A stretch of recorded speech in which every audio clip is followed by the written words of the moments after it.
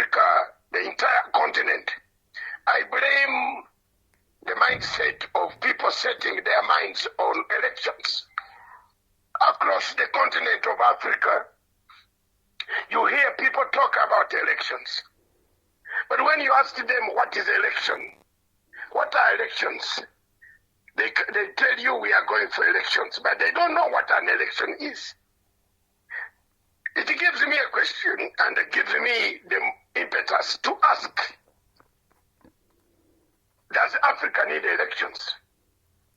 Do we need elections in Kenya, for example, to do what? Do you need elections to fight? You need elections to go to parliament and beat people. You need elections to go in the villages and beat people. You need elections to go and do what? What do you want to do with elections? It goes back to education. Can we start by educating our people about elections? Before we bring in a concept that was not our concept. The African leadership, the four founding fathers, did not have the concept of the elections. They had the concept of merit. Where you are not a thief, you are not a wizard, you are not a witch, you are not anything.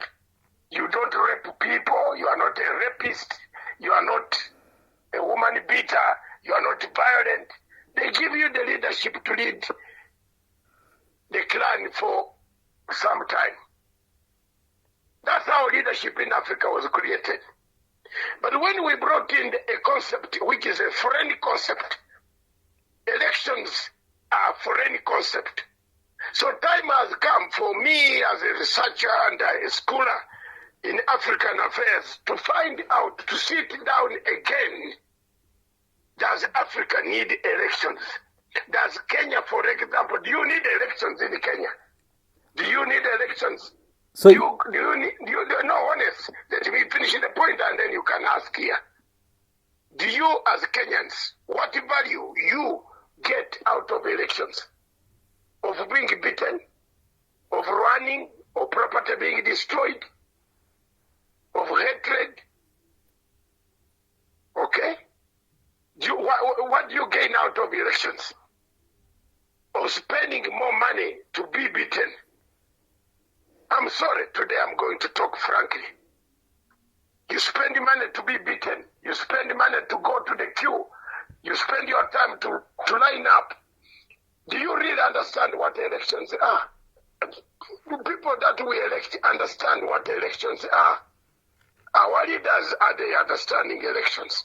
Do they understand what an election is? If they do, then why do they compete harshly? Why do they exchange bad words? Why don't they concede? Is there any leader in Kenya who writes 2 speeches? How many have been writing 2 speeches?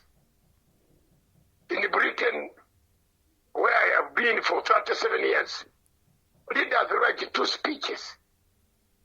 The losing and the winning speech. The losing speech is you concede and say I thank you very much, I've lost, and I wait for another 5 years. But in Kenya, do we do that? The first step after elections is because the elections are not well prepared.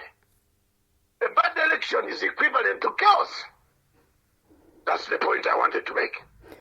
Don't expect anything different in the constituencies if the MPs themselves are exchanging blows on the floor.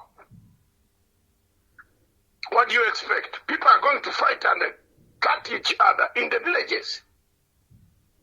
Unless the government comes in now, unless the parliament itself says no, I think there are things we sit down as Kenyans and have a committee. Let's sit down and see that we pass these changes.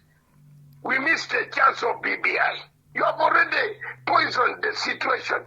You have poisoned the route to a fruitful elections in Kenya, a transparent, clear, honored election in Kenya. The one that is coming, the results is just a very bad war between those who have lost and those who have won. This is going to happen. If I'm wrong, I don't wish anybody bad. I'm speaking the truth. I believe the president and the government, if I were President Uhuru Kenyatta, given the COVID percentages that are rising so fast, by July, if we got the rate we are going, we might not have an election at all. Because first of all, people might be, most of them will be sick. People will fear coming out to make a vote. People, it will affect.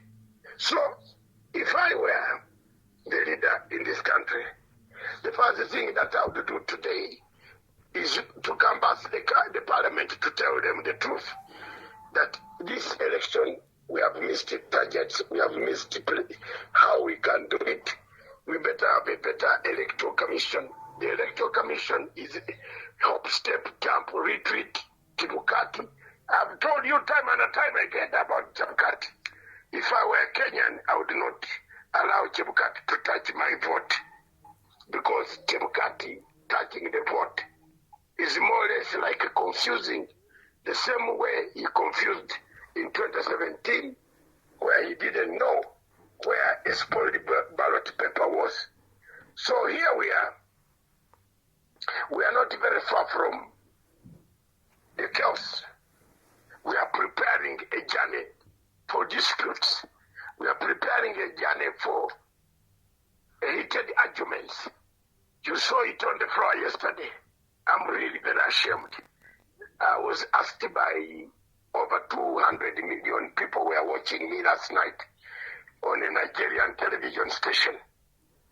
And the comments that came from there is everybody was saying, what the hell is this in Africa, where people cannot come to parliament to sit down and yet outside they are walking nicely.